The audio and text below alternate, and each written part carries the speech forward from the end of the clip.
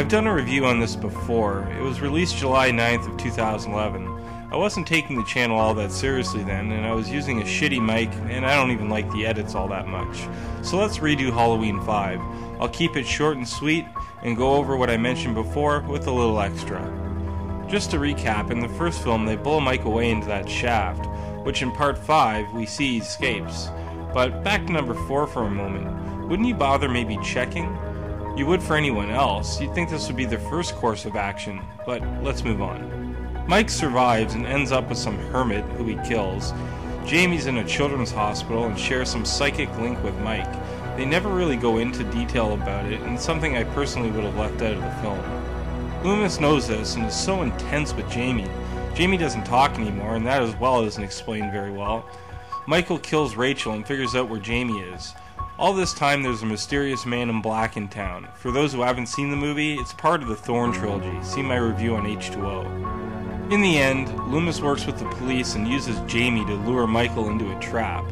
He chains Michael up and he's put in jail. A massive gunfight breaks out and the man in black takes Michael, leaving the biggest cliffhanger in the series next to the original movie's ending. This leads into part 6, which that review is up.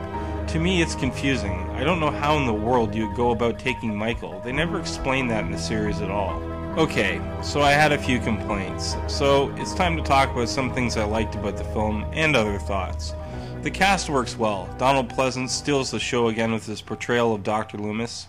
Daniel Harris pulls off a mute child with some kind of post-traumatic stress disorder, I guess. The rest of the cast is ordinary. Samantha's your typical hot blonde, I want to get with type of girl. Tina, she's just bloody irritating, just non-stop yammering about nothing.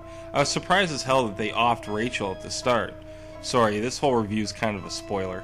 Michael looked great in this, way better mask than they had in part 4, and of course, Mike's highlight reel of kills.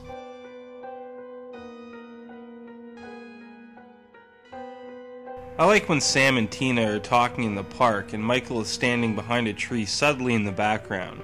Thought it was a nice touch. The atmosphere still doesn't come close to the original, and I suppose none really do. But I do like the film, and it has some suspenseful moments. Jamie in the laundry chute, or in the basement of the clinic. Love it or hate it, it certainly isn't the worst installment in the series. That title belongs to Resurrection. I think it delivers what you might expect from a sequel. A few of the same old tricks, the same formula, mixed with a couple of tries at something new. I'm just going to mention number 4 for a second here. When Jamie stabs her mother and is paralleled with Michael, why is that never expanded on? So she's not a killer, she's just mute?